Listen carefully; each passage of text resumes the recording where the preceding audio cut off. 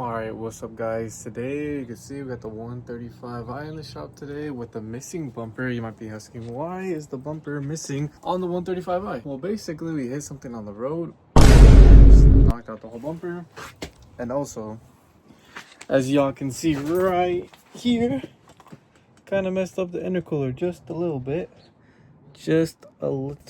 but that's okay. This also right here, it's pretty banged up. 7-inch intercooler from ARM, but no worries because ARM has us with the new one right here. And here it is, this big boy right here, 7.5-inch intercooler from ARM. Pretty nice. So as we can see, this is all the stuff that comes with it. New hoses, I can see new hoses, new pipe, clamps obviously, new mounting hardware, and here it is. Look how huge this thing is. The 7-inch one is probably like up to here, so we're basically adding this whole portion right here. You can see this is what it is. We're going to be adding a big part right here. Luckily, to install this one, you do have to modify it. Cut this right here, cut this right here, but that's pretty much already taken care of. So all we really need to do is remove this and install that. Now I'm not sure, we're about to find out if we need to use this pipe right here. However, I've already upgraded to the ARM silicone hose right here. I really like this one because it's one piece, but I'm not sure if we can use that with that or vice versa. So we're about to find out.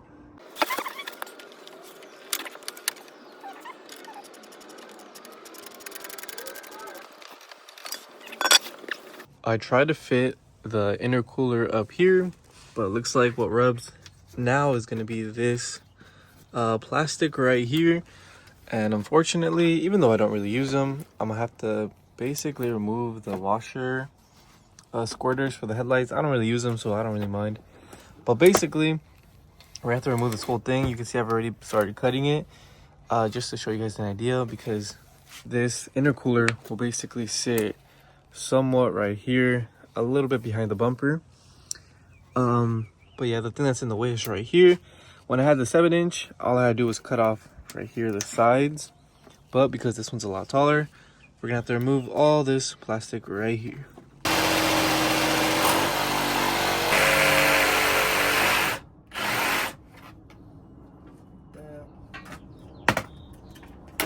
Like that.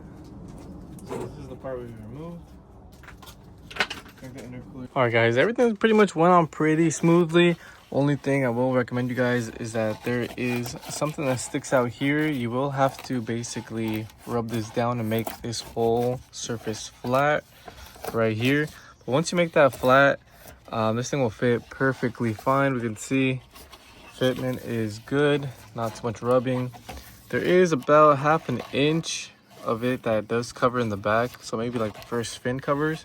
So you could, I guess, cut it all the way up here. But I thought that was fine. It's not going to really impede too much airflow. So only other annoying thing I noticed is that the clamps I used to have on this thing did not fit, because this neck is a lot smaller compared to the one I had. So in case you already have an aftermarket one and try to put this one on, you might have to switch out clamps. But luckily it did come with clamps, so I guess that was a plus, but I did have to get smaller clamps. This is the number right there. It is, what is that, 89, 81. And same thing on the other side.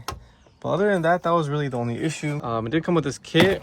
Not sure if it's supposed to come with it. I would assume it would come with it, but I already had their upgraded hose kit, which is this big, huge silicone hose. It's just one big piece, which I really like. Same thing on this side. It had already been upgraded. It's just one silicone hose, even though this one comes like that, but it's a bunch of pieces, which I kind of don't like.